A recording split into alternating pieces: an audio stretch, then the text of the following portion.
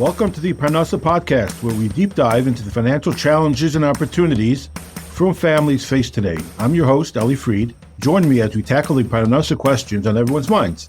How can we, as from Yidden living in the United States, make ends meet, build wealth, and live a Torah life with simcha and menuchas nefesh? Whether you're struggling to cover yeshiva tuition, wondering why your hefty income isn't stretching far enough, or looking for practical, savvy ways to help you and others with Parnassah, you've come to the right place. Together, we'll explore money and wealth through the lens of Torah, offering proactive, positive, and practical advice to navigate the unique financial landscape of From Life. So let's roll.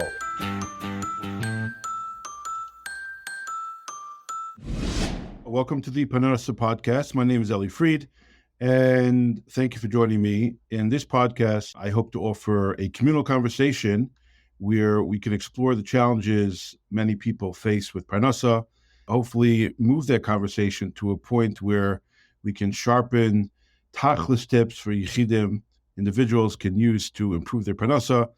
And more globally, I have found that there may be ways for the community to pull together and come up with ideas that we can make Parnassah easier for everybody. And in general, Avos Chesed is something that is a mitzvah. Chav Chaim wrote a whole sefer on it. And the premise of that mitzvah is that we all have an obligation to each other to help each other with Parnassah. An ounce of prevention is worth a pound of cure. And this is something I think a lot about. And I've built up quite a bit of knowledge from interacting with many, many people over the past 7 years. I've written hundreds of articles, most of which were published in a magazine in Lakewood, The Voice of Lakewood. In addition, I've also been posting on LinkedIn for about the same amount of time. And this has enabled me, beyond my own knowledge as an investment advisor and generally someone who's been curious about personal finance for many, many years, but it's allowed me to expand my knowledge and perspective by interacting with hundreds and hundreds of families from across the spectrum throughout America. And there's a certain commonality. There's a lot of frustration about Parnassah, whether I'm talking to people in Lakewood, Borough Park, Muncie, Baltimore, Far Rockaway, Detroit, Cleveland, all over America. And whether those are young or old, whether they're rich or poor, there's a general sense that the Parnassah is broken. Every once in a while, one of the major film magazines will do a cover story on the Parnassah crisis, how challenging it is for people to make ends meet. And, I'd like to take it beyond those crisis pieces, which typically engender a flash in the pan, a lot of conversation, letters back and forth, but then it just dies out, fizzles out. And what do we do with it? My hope is that we can present proactive, practical applications that we can all use for ourselves, for the people around us. We can educate our younger children, our older children, help our friends or neighbors in our community with Parnassah. The topics we hope to cover really range the gamut. We want to talk about the causes of the Parnassah challenges, some of which are well known, some of which I think are actually misunderstood or hidden, and what are the key drivers of the challenges. Some of them, again, are obvious. Yeshiva tuition is a big one. The cost of housing. We tend to live in very expensive areas. The cost of kosher food, simchas. Those are the big ones. Obviously, clothing, camps. The list goes on. And what I found really fascinating over the years is just the breadth of the frustration. The even people earning a lot of money. And frankly, very often those people who are earning a lot of money are the most flabbergasted when they start realizing that by American standards, they're earning so much money and still they can't make ends meet. So this is something that we hope this podcast will cover. We'd like it to be practical and proactive. We also want it to be positive and hashkafic. The Torah has a lot to say about Parnassah.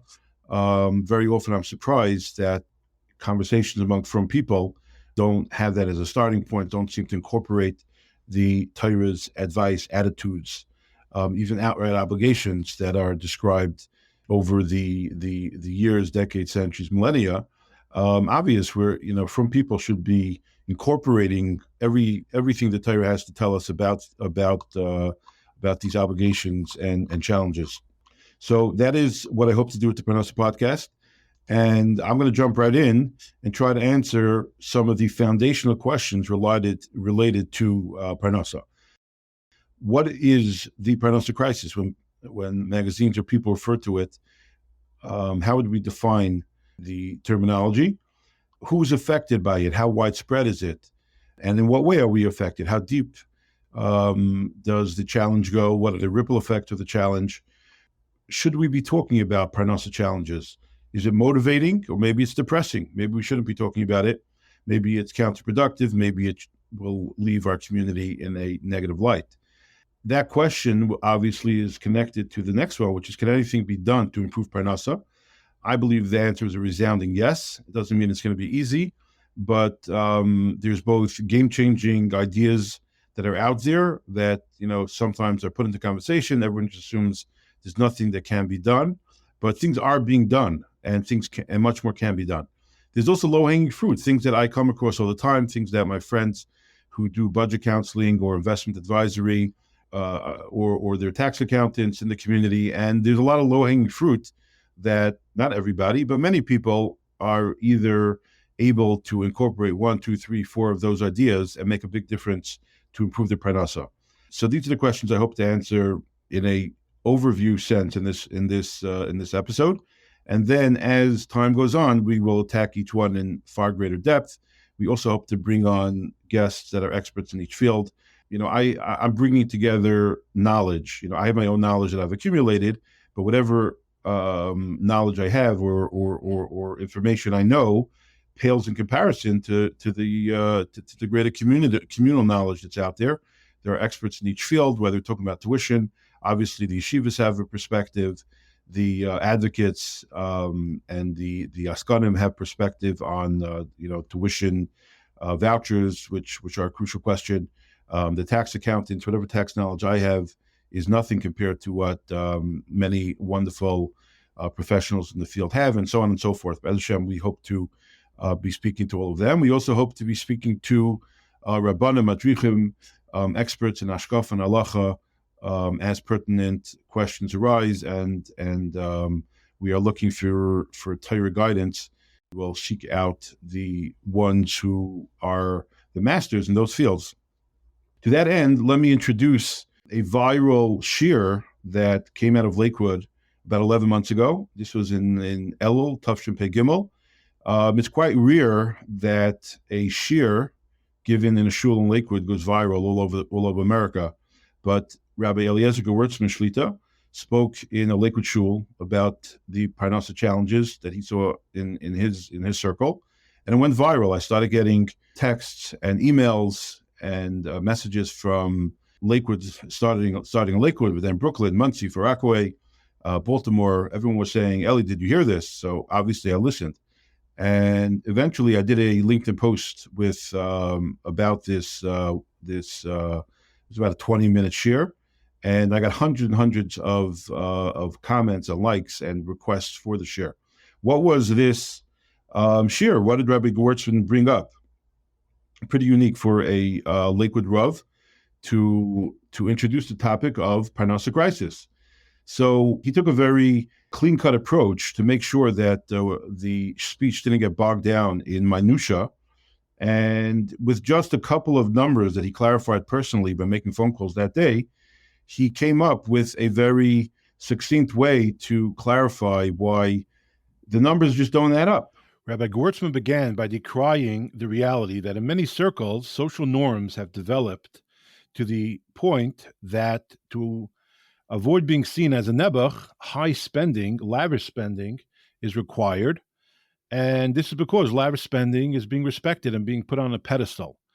Now, this spending pedestal keeps rising to astronomical and unaffordable levels, which is putting what is considered normal spending beyond the ability, not of a small percentage of the community, but 80%, 90% of families are struggling to pay the bills that are considered normal.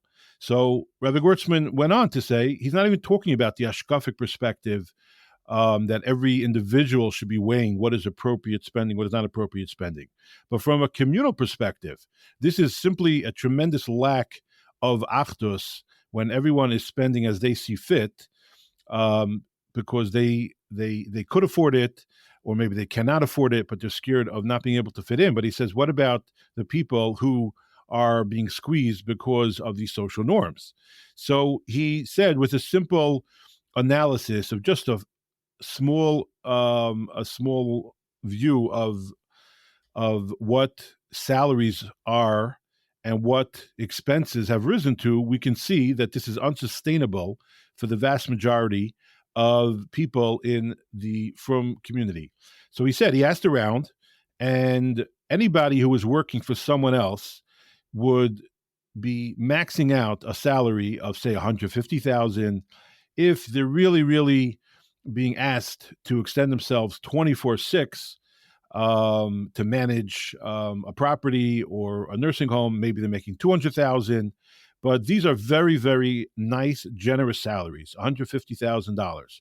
So he said, if you just look at some of the tremendous hasagas that have become normalized, and a couple does not want to feel like a loser in their circle, then that $150,000 can barely even cover some of the major expenses.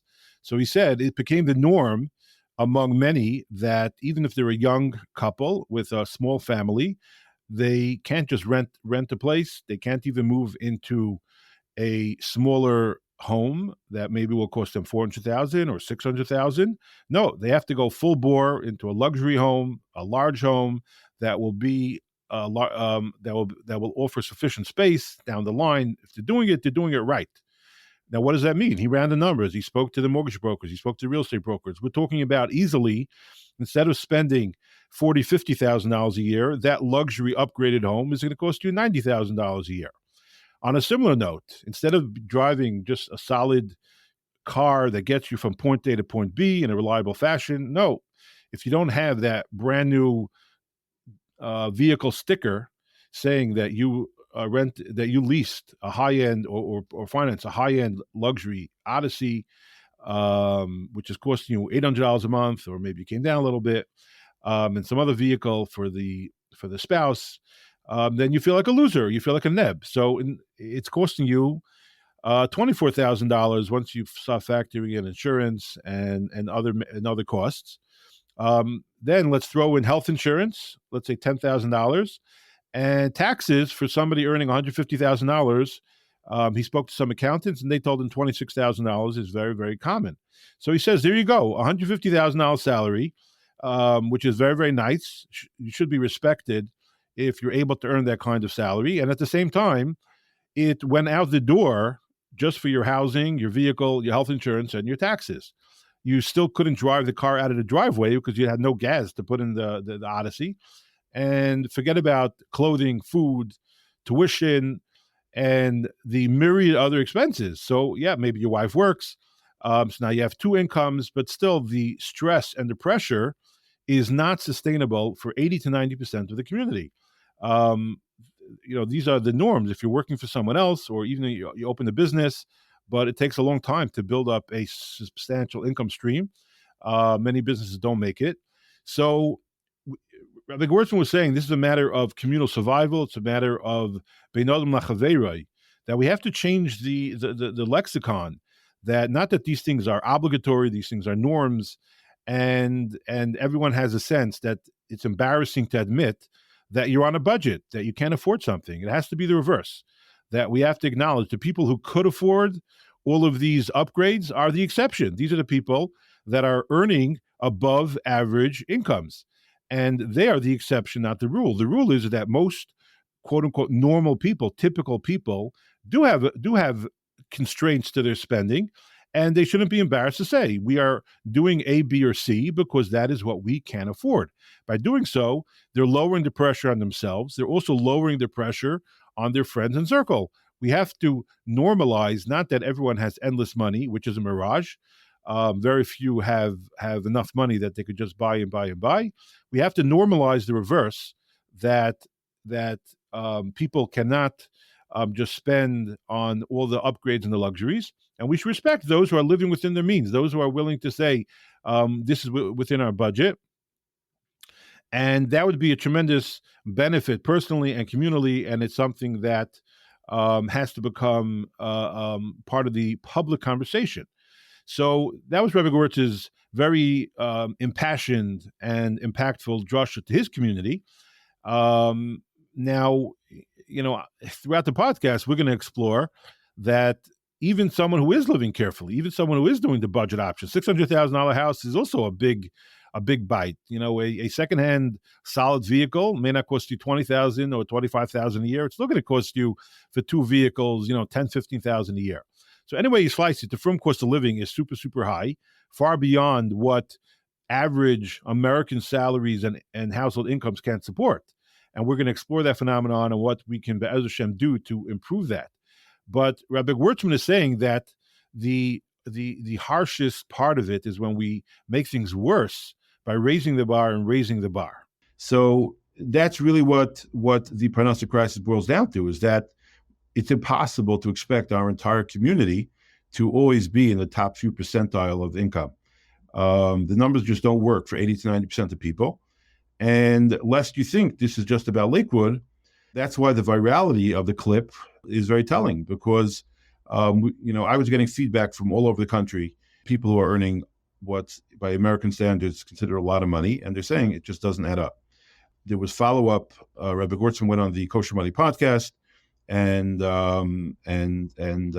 which has a national audience. They got 60,000 views, and this crisis in a nutshell, where what is considered a high income in America is something that does not leave a frum household with enough money to buy what's quote unquote normal, is really something that we hear from all corners of the frum world.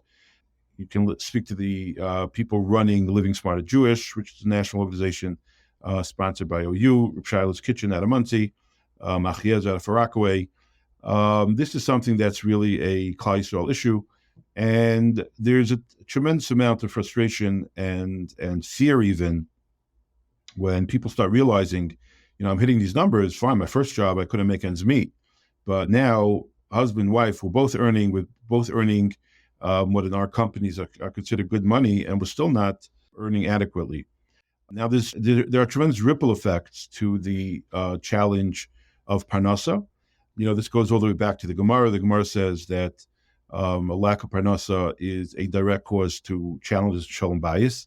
So that's a very well-known ripple effect. But really, cash flow is blood flow. It ties in well with the fact that in Lashon Kodesh, damim can have two meanings. Damim can mean blood, and damim can mean money. And just as blood flows to all parts of the body and brings oxygenation and other things all the organs need to survive, so money touches every single aspect of our lives.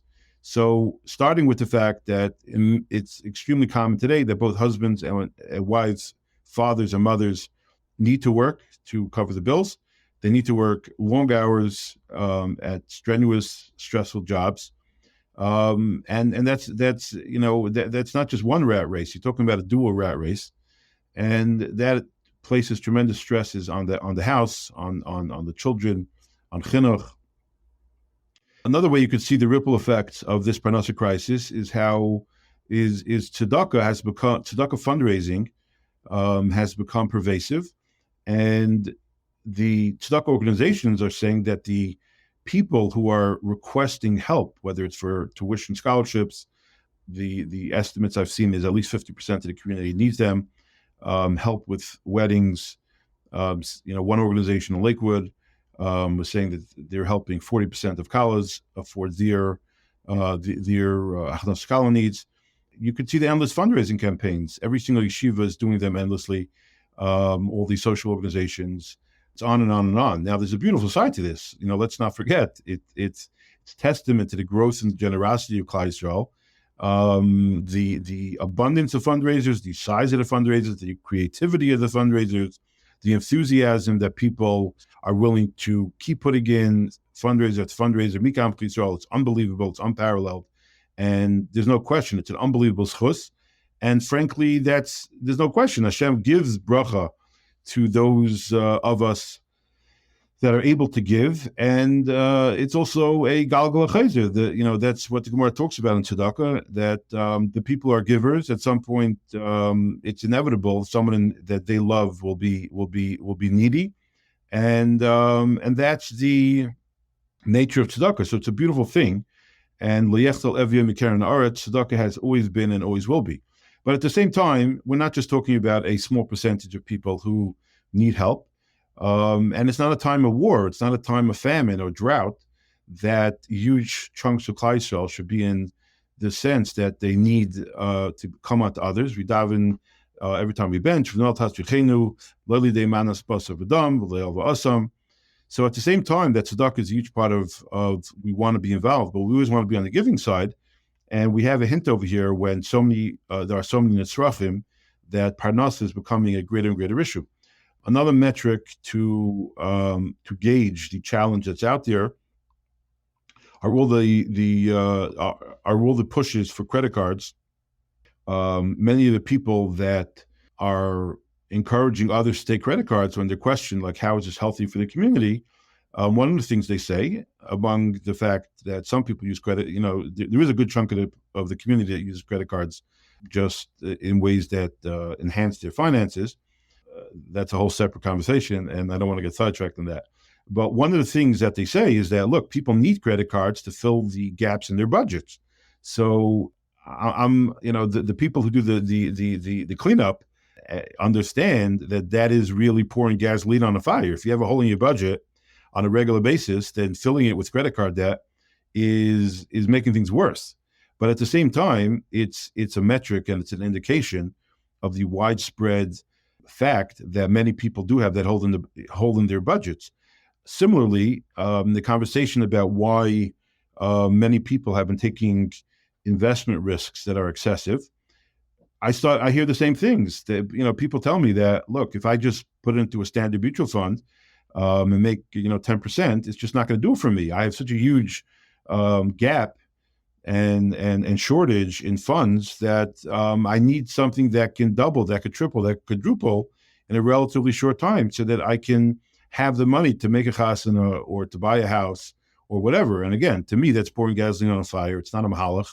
It's not a wise way to fix one problem. You're basically fixing one problem with another problem, usually. But this is what many people feel they have to do. Lack of parnassah leads to tremendous stress, mental health challenges. These are things that are often spoken about by the people who are trying to figure out why is there such an upswing in the need for mental health counseling and fundraising there too, among many other reasons. But there's no question that the pressure of parnassah is a huge part of that. What toll does it take on chinuch when both parents are working so hard, so long? In general, there are many confusing things about the haves and the have-nots that make chinuch very complex when people are trying to educate their children to live a certain way, but meanwhile you have the cones next door that are living like that, and certain norms just keep spiraling out of control. It's very difficult. So the bar keeps rising, the treadmill keeps running faster and faster. And this is all part of the Parnassah challenge crisis, that people have a sense that things are just out of control. And this pressure is something that is cited when the organizations do formal and informal polls. The challenge of Parnassah is very often right there at the top of the list, something that people feel that it's really having a negative effect on their minchas nefesh and their ability to serve Hashem in an appropriate manner. So here we are, Parnassah Podcast. There's clearly a Parnassah challenge, but does that mean we should be talking about it? Some things just exacerbate the issue. When we talk about stress and keeping up with the cones, this and that, maybe the more we talk about it, we're making things worse. It can create panic, anger, hopelessness. On the other hand, some people say the more awareness we bring to it, the more focus we bring to bear, the more likely it is that we can come up with communal solutions. I am erring on the side of the value in bringing the conversation, as long as we do it in a way that is practical and measured, balanced, data-driven, and proactive and positive. You can have a positive approach that, look, Hashem is on our side. Parnassah is something that comes from Hashem. As long as we're doing our shtadlus in a reasonable way, it's going to work. And it's also driven by my belief that I've developed through speaking with so many people, and from so many different angles, that there are solutions, as I alluded to. There are communal solutions that are underway, and there is improvement undergoing in certain avenues. Tuition vouchers is a very big one. Budget coaching keeps getting better and better. In general, certain segments of the population, the tzedakah itself is something that has been improved, the ability to raise sums of money for certain things. So I do believe there is value in this conversation. I've spoken to Rabbanim, I've spoken to Rabbi Feinstein Shlita, who was supportive of this effort. And I'm going to try to make sure that the conversation is useful and is positive. I'm purposefully not going to be using the Parnassah crisis terminology. I don't like the word. Crisis has first of all, crisis has an implication that it's something that's acute and short term and sudden. Whereas this is something that's been talked about for a very long time. It's something has been going on since Adam Arishan's times, and in many ways, Klal Yisrael is richer than ever. Yes, there's a lot of stress, but at the same time, what we are stressing over is how can we afford, the homes that have gotten very large, and the food that has gotten very lavish, and the simchas that have gotten more and more extensive in many cases. For this reason, going forward after this podcast, I will do my very best to stop using Parnassah crisis terminology and only use Parnassah challenge. I also don't want people to feel that's nothing to be done. I've heard that in many different ways, where people have this sense that I'm not going to make it anyway, so therefore, why should I be fiscally disciplined? Why should I try to save up for my children's weddings? Everyone says it's impossible anyways. I'm going to need tzedakah, so why should I save? And the Gemara refers to that as Misha achal shum yachzar v'yochel shum. If you have horrible breath from eating garlic, you don't go and continue eating garlic and make it even worse.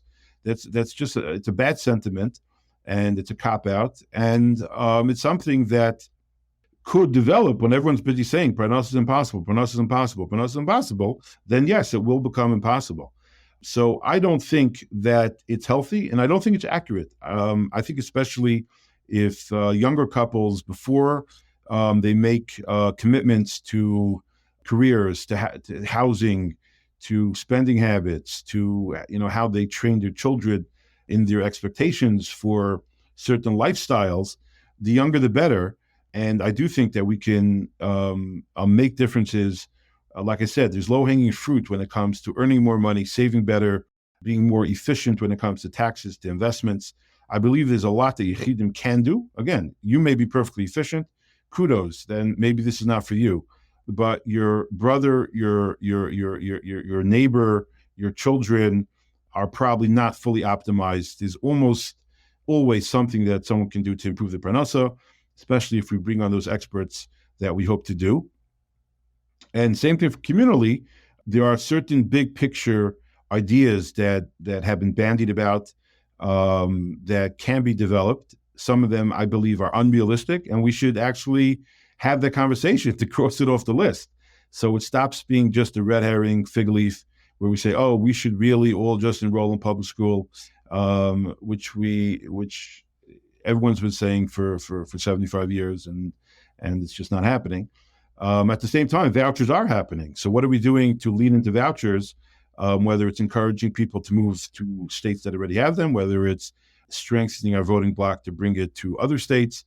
That's just a simple example of a communal effort that is bearing fruits, and let's lean into that. That's just one example of something that could be that's an unfolding game changer that we could be and should be leaning into. Financial education, this very podcast, again, Kosher Money is doing a great job. The major magazines have been working on these topics and bringing forth a lot of good information. Like I mentioned, there's other organizations. Things are moving, things are improving. I think we can do better, and that's why this conversation has value. So that's the podcast. That's the Parnassah crisis. Be'ez Hashem, we hope to hone in the first couple of weeks on the general overview, bird's eye picture type things. What are the main cost drivers of the Parnassah crisis? What are the low-hanging fruit that people can look to try to immediately improve their finances in a major way? What are some of the game changers that I think the community should be focusing on?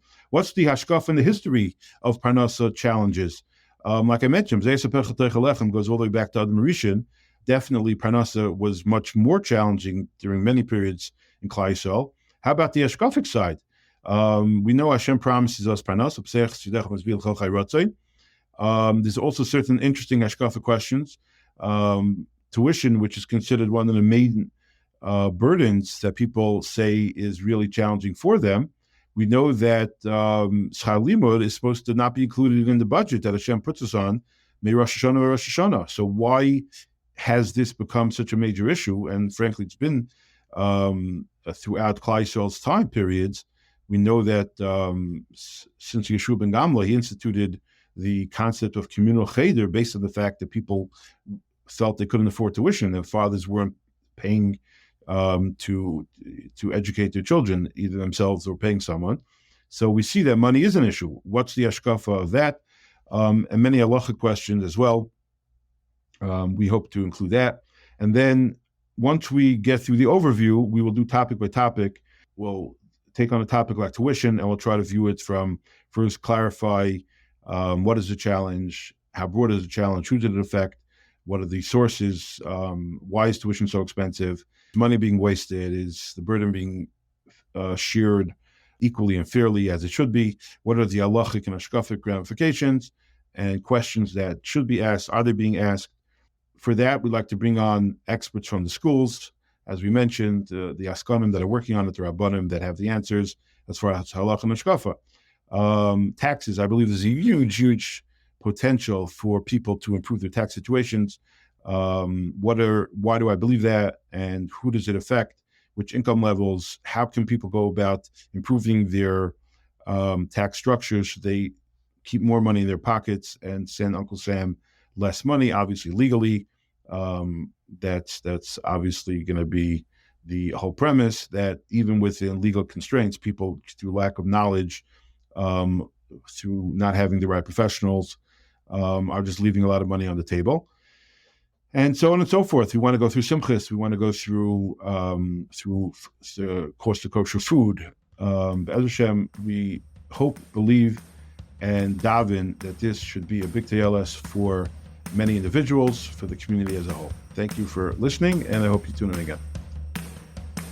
Thank you for joining me on this episode of the Parnassah Podcast. If you like this episode, please share it with your family and friends. Visit geltguard.com to send me your questions, comments, or feedback. Be'ez Hashem, I respond to each email personally. Geltguard.com is also where you can read hundreds of exclusive Parnassah articles and subscribe to my free weekly newsletter with new Parnassah insights and updates. Please remember that building wealth is not about how much you earn, but how much you save and invest. And finally, in the beautiful words of Micha, Perek Vav, Higel lecha adam ma toiv u'ma shem darash mecha ki em aseis mishpat v'yahavas chesed v'atznei alecha sim alikecha.